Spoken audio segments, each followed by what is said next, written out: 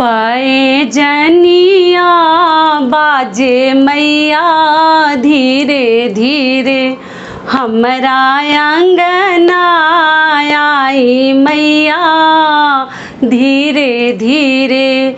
पाए जनिया बाजे मैया धीरे धीरे, हमरा अंगना आई मैया धीरे धीरे। नमस्कार दोस्तों, मैं हूं ममता तिवारी और आप सभी का स्वागत करती हूं मेरे चैनल ममताज वे में। कैसे हैं आप सब, तो ये बताने के लिए कमेंट बॉक्स में जय माता दी हमेशा की तरह ज़रूर लिखें। तो चलिए दोस्तों, आज हम इस वीडियो में जानेंगे कन्या पूजन के संपूर्ण नियम विधि, कैसे क्या करनी है, कौन कौन सी सावधानियां बरतनी है, गलतियां नहीं करनी है। तो बहुत सारे नियम विधि आज हम इस वीडियो में जानेंगे। तो आप लोग बने रहिए मेरे साथ मेरे चैनल पर। अगर आपको मेरा वीडियो पसंद आता है तो प्लीज़ आप मेरे चैनल को सब्सक्राइब कर दीजिएगा, बेल आइकन को प्रेस कर दीजिएगा, जिससे मेरे वीडियो के नए नोटिफिकेशन आप सभी के पास सबसे पहले पहुँचे। तो चलिए शुरू करते हैं और जान लेते हैं सभी महत्वपूर्ण बातें। तो सबसे पहले आपको बता दूं कि कन्या पूजन अगर आप अष्टमी को करना चाह रहे हैं तो अष्टमी को भी कर सकते हैं, नवमी को करना चाह रहे हैं नवमी को भी कर सकते हैं, लेकिन हवन के बाद ही कन्या पूजन किया जाता है। आप लोग पूछते हैं ना कि हवन पहले करें या कन्या पूजन, तो पहले हवन करते हैं उसके बाद कन्या पूजन किया जाता है। माता को प्रसाद वगैरह चढ़ा देते हैं उसके बाद करते हैं। ये भी क्लियर हो गया। अगली चीज़ क्या है कि कन्या पूजन करने से पहले एक दिन पहले कन्याओं को न्योता दे दिया जाता है और उनको मतलब आमंत्रित कर दिया जाता है कि कल हमारे घर कन्या पूजन है, आप आ जाना, या उनकी माँ को बोल दिया जाता है कि भेज दीजिएगा। ठीक है, तो कन्याएं जब आती हैं ना तो उनका आदर के साथ उनको साफ धोया हुए चादर पर आपको स्वागत करके पहले नीचे बैठानी चाहिए। ज़मीन पे ही खिलानी चाहिए, बेड वगैरह टेबल पे ना खिलाएं, ज़मीन पे ही बैठाकर पाँव पूजनी चाहिए। तो साफ चादर पे एकदम एक लाइन बनाकर रो बनाकर उस पर बैठा दीजिए। 9 कन्याएं चाहिए और एक साथ में भैरव जी चाहिए। एक लड़का मिले तो लड़का भी लीजिएगा। उम्र कितनी चाहिए, तो 2 साल से या 1 साल से उससे भी छोटी भी कन्या आप ले सकते हैं। जैसे मुँह छोटे बच्चे तो खाते नहीं है, लेकिन फिर भी एक जगह 9 में एक तो उसको गिनती किया जाएगा। लेकिन मिले तो जो समझदार हैं, कुछ खा सके तो उन्हीं को लीजिए। तो 2 साल से लेकर आप 10 साल तक की कन्या को ले सकते हैं जो बुद्धिमान है। लेकिन मान लीजिए नहीं मिल रही है तो आप छोटी कन्या को भी, उससे भी छोटे छोटे बच्चों को भी ले सकते हैं। और एक आपको भैरव जी लेना है, ठीक है, वो भी छोटा ही बच्चा रहे तो ज़्यादा बेहतर है। उससे बड़ी कन्याओं को नहीं खिलाते हैं, क्योंकि उससे बड़ी कन्याओं को खिलाना मना है। उससे मतलब 10 साल के अंदर वाली ही लड़कियों को खिलाया जाता है। अगर आप 9 दिन नवरात्रि का व्रत रखी हैं और फिर आप कन्या पूजन नहीं करते हैं तो आपको व्रत का संपूर्ण लाभ नहीं मिलता और फिर मन में दिल में लगता है कि कुछ अधूरा सा है।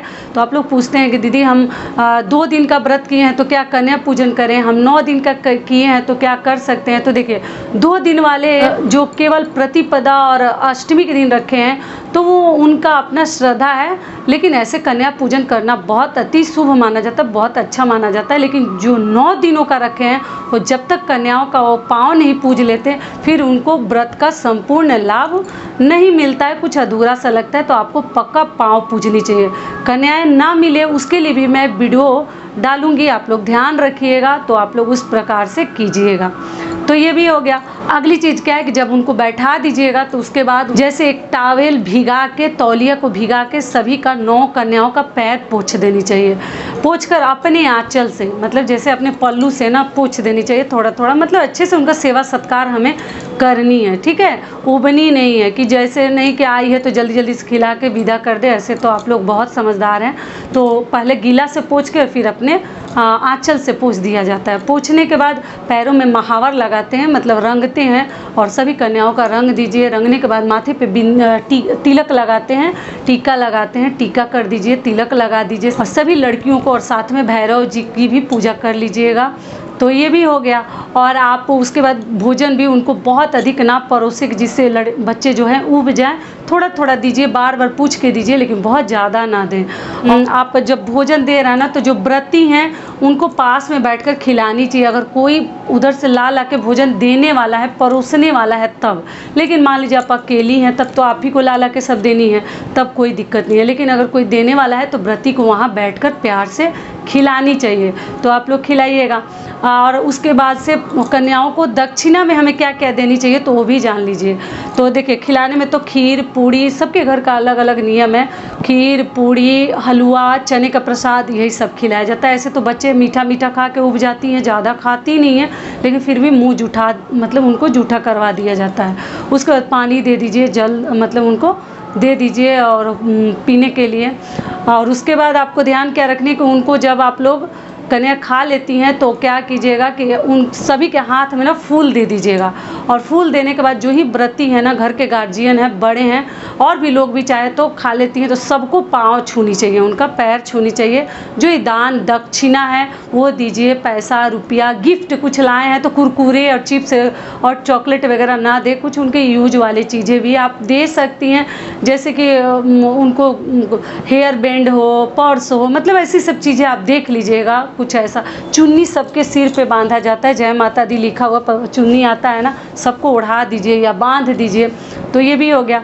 तो जब वो खा लेती हैं, पी लेती हैं, आपने पैर छू लिया, दक्षिणा दे दिया, साथ में आपको जो भी फल आपके पास है, मान लीजिए 2 केला ही है, 1 सेव ही है, 1 केला 1 सेव करके सबको आप दे सकती हैं। देखिए मैं बहुत पहले ना, मुझे भी किसी ने कहा था कि फल नहीं देते हैं, तो मैं गलतफहमी में मैं भी बता दी हूँ आप लोगों को कि फल नहीं देते हैं, मेरी बहनें कहती, लेकिन नहीं, अब मुझे याद आ रहा ना कि ये गलत है। नहीं, फल बिना दिए माता को विदा नहीं किया जाता है, तो आप लोग फल पक्का दीजिएगा। केला सेव में से जो ही आपके पास है, जितना है उतना ही में 1-1 सेव भी दे सकती हैं, 1-1 केला भी दे सकती हैं, लेकिन बिना फल दिए कन्याओं को विदा ना करें।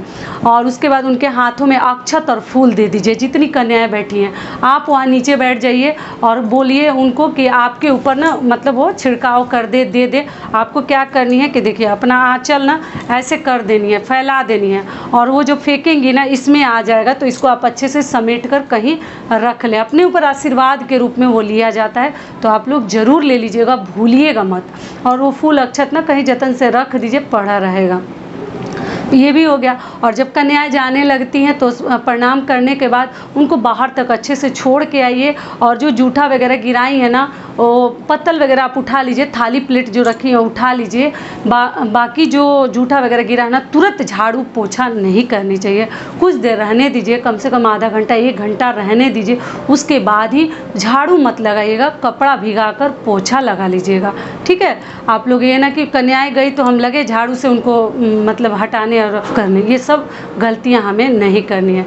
समझ में आ गया पूरी बातें? तो इस प्रकार से कन्या पूजन हमें करनी है, हमें ध्यान रखते हुए कन्या पूजन करनी है। और उसके बाद हम पारण करते हैं, जो 9 दिनों का, मतलब 2 दिनों का रखे हैं, अष्टमी का रखे हैं और एकम का रखे हैं, वो 9वीं के दिन कन्या पूजन के बाद कर लेते हैं। और जो 9 दिनों का रखे हैं वो 10वीं को पारण करते हैं, 9 रात्रि रखने के बाद। तो उसके बाद से फिर आप अगले दिन फिर अपने लिए खीर पूड़ी बनाकर आपको मतलब खानी चाहिए, व्रत खोलनी चाहिए 10वीं के दिन। यही सब नियम विधि थे कन्या पूजन को लेकर, जो आप लोगों ने जानना चाहा है। तो सभी कुछ आशा करती हूँ कि मैं बता दी। तो ये वीडियो मेरा यहीं तक का था। आशा करती हूँ, उम्मीद करती हूँ इस वीडियो से आप लोग को बहुत अधिक लाभ मिलेगा। फिर मिलती हूँ एक नए वीडियो में, तब तक के लिए नमस्कार। स्वस्थ रहिए, सुरक्षित रहिए, और जहाँ कहीं भी रहिए खूब खुश रहिए।